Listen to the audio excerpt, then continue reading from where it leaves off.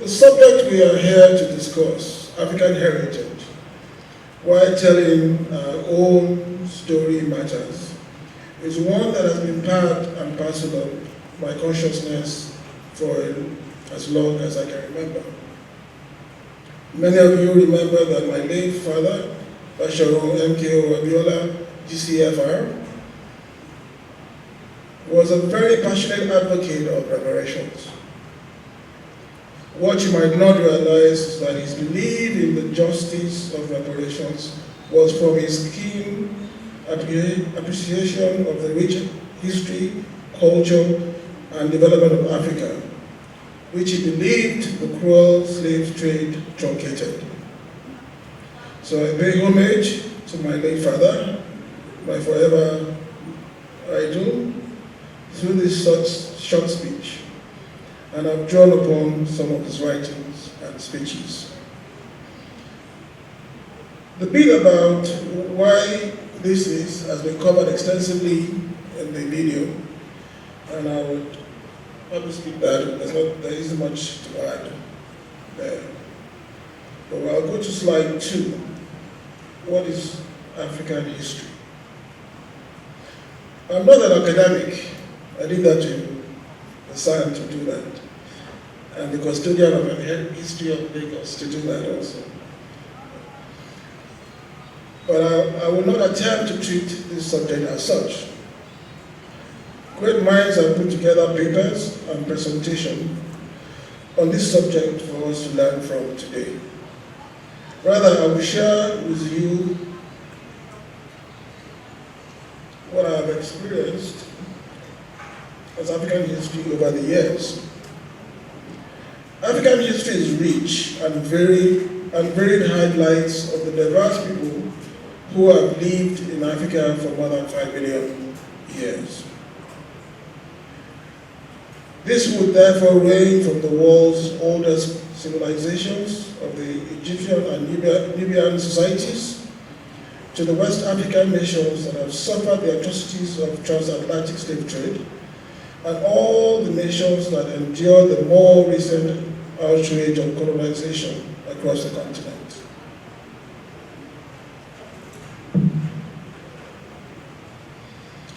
It is a history found in spoken words, stories, passed on from generation to generation, which can easily be lost if not systematically reversed. It is also found in our history books, too often written by from a foreign perspective, and archaeological finds, also sadly unappreciated and underfunded outside of the big archaeological centers such as Egypt. Just as time doesn't stop, neither does history. It grows and takes shape as welfare, religion, industries, farming, architecture, philosophies, arts, literature, music, dance, and so on and so forth. Many times, our leaders forget their actions of today become part of history tomorrow.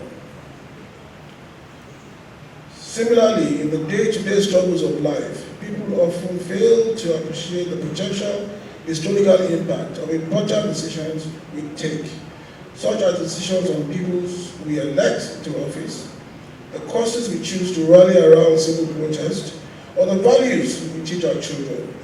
All this, we are sowing the seeds of history. It's been mentioned here earlier on that we don't even teach history in our schools any longer. So you can really imagine what our children are going to think and understand of Nigeria. We need to study, understand, analyze, and yes, celebrate Africa's rich and extraordinary history, in particularly ancient history, in order to help us understand our people and nations, develop a proper appreciation of who we are, and learn critical lessons from our ancestors and successes and failures.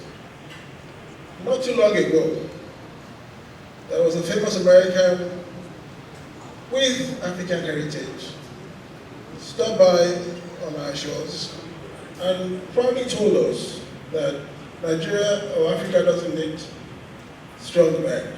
We need strong institutions. What he missed that before the white man came to Africa, we had very strong institutions. The strong men only came after the white men left. And because the white men ruled with strong hands. So we took the key from them. That is one thing that has to change in the doctrine. We are what we have structures, we have history, we have heritage to be very proud of. There is little strong evidence that the negative images of Africa are consequences of Africa's enslavement and colonization.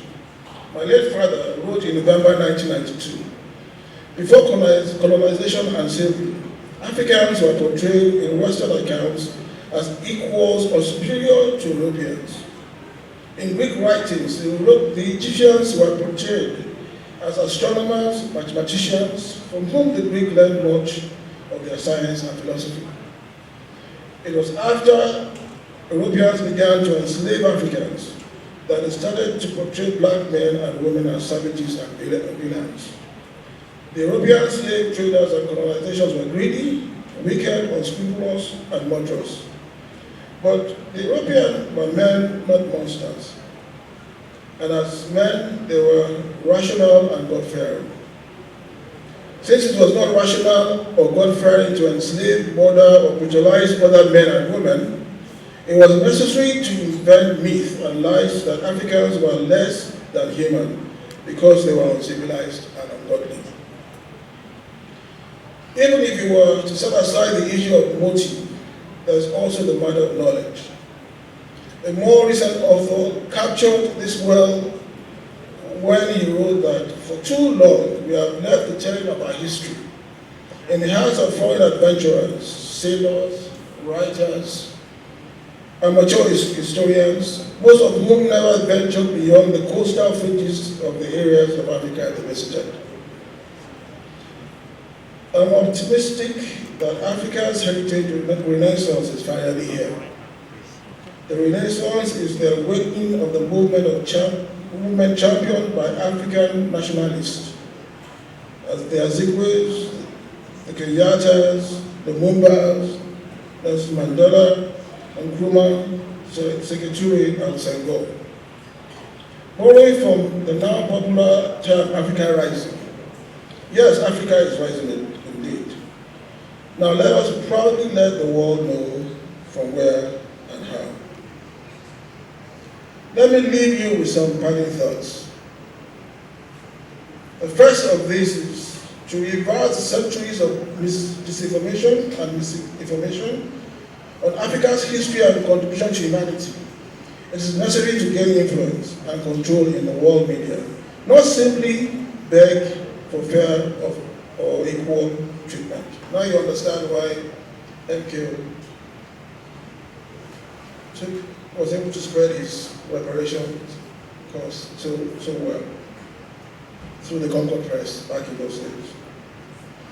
The reparation mission for MK Abiola was largely a rallying call to reverse the negative narrative of hundreds of years by those that oppressed and exploited our amazing continent.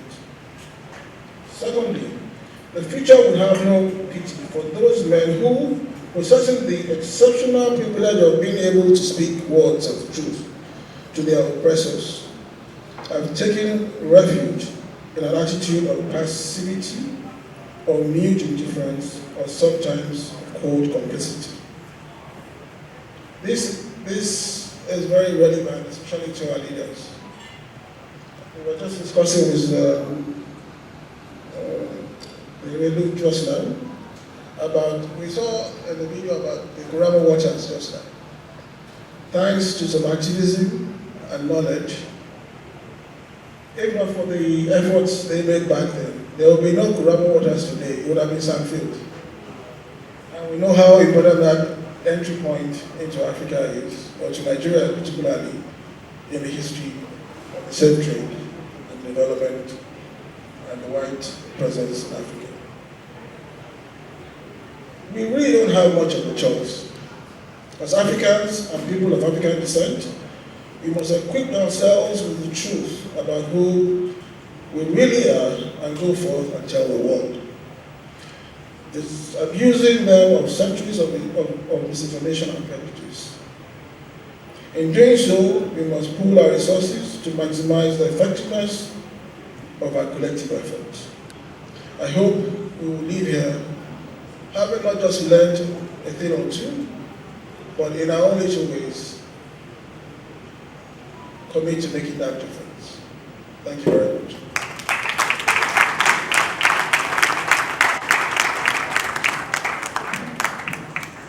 Thank you.